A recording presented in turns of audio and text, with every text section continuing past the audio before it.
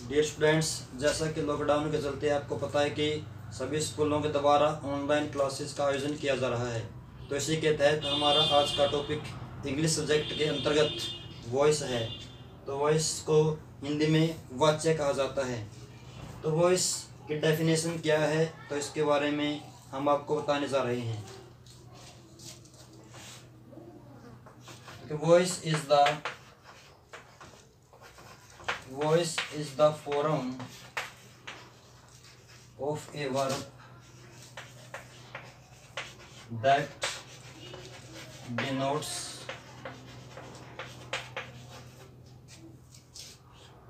its relation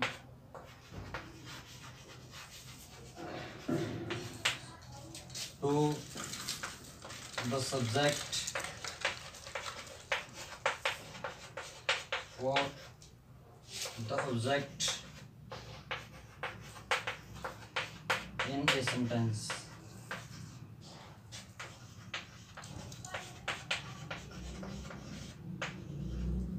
dear students, voice verb का एक ऐसा रूप है, एक ऐसा फॉर्म है जो अपना संबंध उस सेंटेंस में सब्जेक्ट से या ऑब्जेक्ट से बताता है। तो ये जो वॉइस है ये दो प्रकार का होता है। हम दो प्रकार से अपने बात को कह सकते हैं, एक्टिव वॉइस के माध्यम से और पैसिव वॉइस के द्वारा। Number 1, active voice.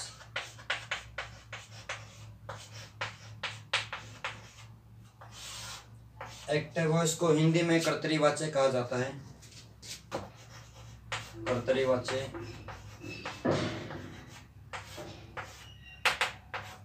तो एक्टिव वॉइस वह होता है जब हम किसी बात को कहने के लिए जो सेंटेंस में जो सब्जेक्ट होता है, कर्ता होता है, काम को करने वाला, तो उस पर जोर दिया जाता है। तो तब वह बात या जो वर्ब है तो वह एक्टिव वॉइस में मानी जाती है। इन active voice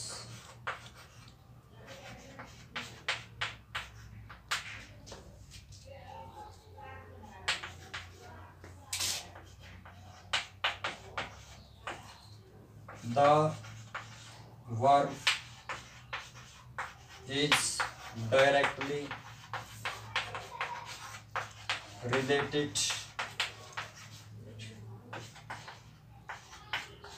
to the subject।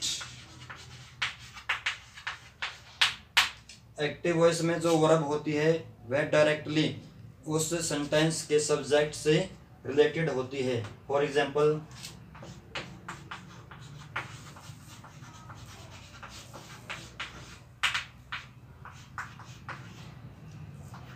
he reads a book।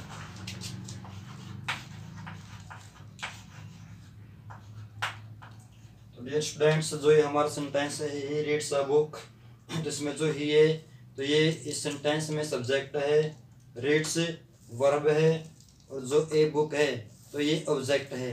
तो यहाँ पर जो रीड्स वर्ब है तो इसका संबंध डायरेक्टली इस सेंटेंस के सब्जेक्ट ही से है।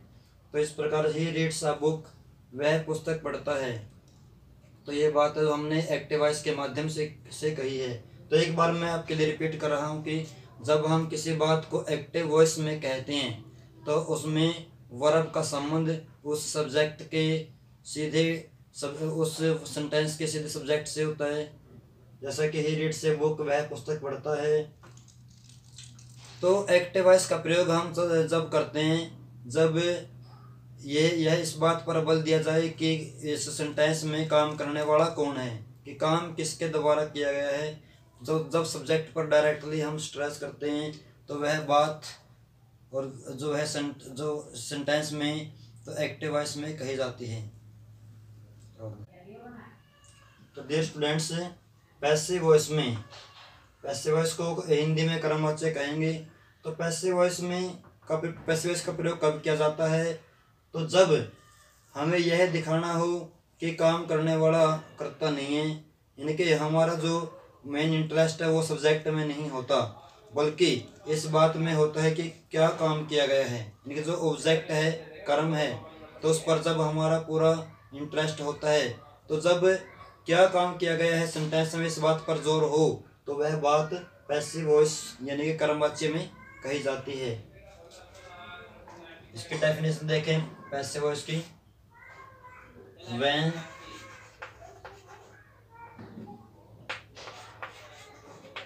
The verb is directly related to the object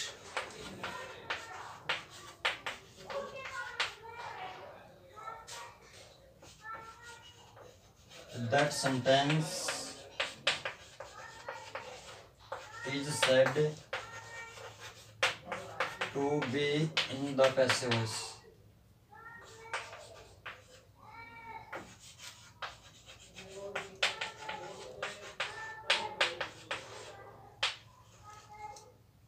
प्यारे बच्चों, जब किसी सेंटेंस में वर्ब का जो डायरेक्ट संबंध होता है तो वो सब्जेक्ट से न होकर उसके ऑब्जेक्ट से होता है, तो तब हम कह सकते हैं कि वह वाक्य पैसिव वॉइस का है, न कि एक्टिव वॉइस का। तो इसमें जो वर्ब है तो वर्ब का जो डायरेक्ट जो संबंध है तो वो ऑब्जेक्ट से होता है, सब्जेक्ट से नहीं। यानी कि पैसिव वॉइस में क्या काम किया गया है हम इस बात पर जोर देते हैं इसके बजाय कि कार्य करने वाला कौन है। तो इसका एक एग्जांपल देखते हैं।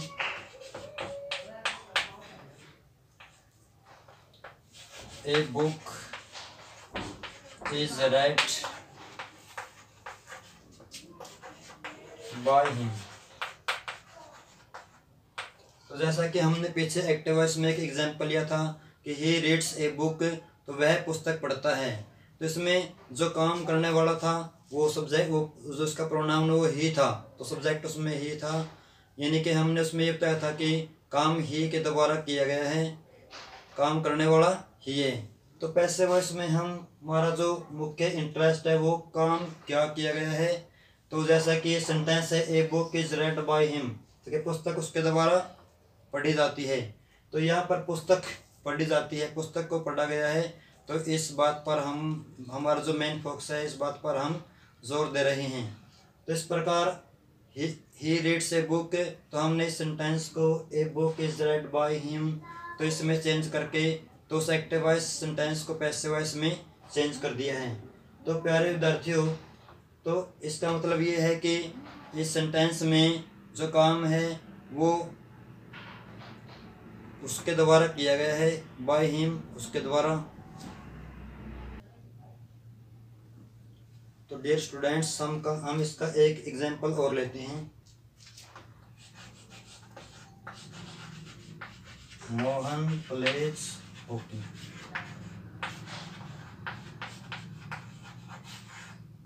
मोहन हॉकी खेलता है।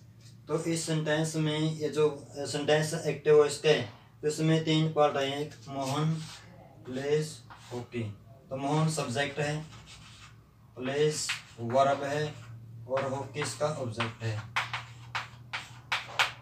हॉकी ऑब्जेक्ट है, प्लेज वर्ब का। तो ये जो सेंटेंस है एक्टिव वॉइस में है और ये प्रेजेंट इंडेफिनिट का सेंटेंस है। तो इस सेंटेंस को किस तरह से हमें पैसिव वॉइस में चेंज करना है, तो इसके लिए कुछ रूल्स होते हैं। तो उन रूल्स के बारे में सुनिए। Mohan pledge hockey, Mohan hockey खेलता है, तो ये एक्टिव वॉइस में सेंटेंस है। तो इस सेंटेंस को पैसिव वॉइस में चेंज करने के लिए क्या करेंगे कि सबसे पहले जो ऑब्जेक्ट है उसको लेते हैं हॉकी, और उसके बाद जो वर्ब है वर्ब को टेंस के अनुसार चेंज किया जाता है। तो ये बात हम आपको बाद में अगली वीडियो में आएगी। हॉकी इज प्लेड, और उसके बाद सबसे अंत में सब्जेक्ट को लिखा जाता है, और सब्जेक्ट को लिखने से पहले उससे पहले बाय लगाया जाता है, by Mohan. Hockey is played by Mohan. तो डियर स्टूडेंट्स, जो दूसरा सेंटेंस हमने बनाया तो ये पैसिव वॉइस है ऊपर वाले सेंटेंस का। Mohan pledge hockey, Mohan hockey खेलता है। Hockey is played by Mohan, तो हॉकी मोहन के द्वारा खेली जाती है।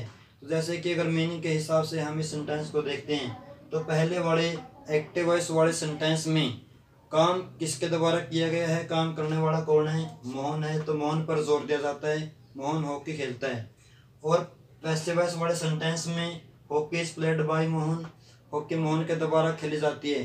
तो इसमें क्या काम किया गया है, यानी कि हॉकी खेलने का काम किया गया है, तो ऑब्जेक्ट पर इसमें जोर दिया गया है। तो यही मेन डिफरेंस होता है एक्टिव वॉइस और पैसिव वॉइस के बीच में। तो स्टूडेंट्स से एक बार मैं दोबारा रिपीट कर रहा हूँ कि एक्टिव वॉइस का प्रयोग हम तब करते हैं जब किसी सेंटेंस में हमें यह दिखाना हो कि काम करने वाला कौन है, और जब इस बात पर जोर देना हो कि क्या काम किया गया है, तो हम अपनी बात को पैसिव वॉइस में कहते हैं, एक्टिव वॉइस में न कहकर।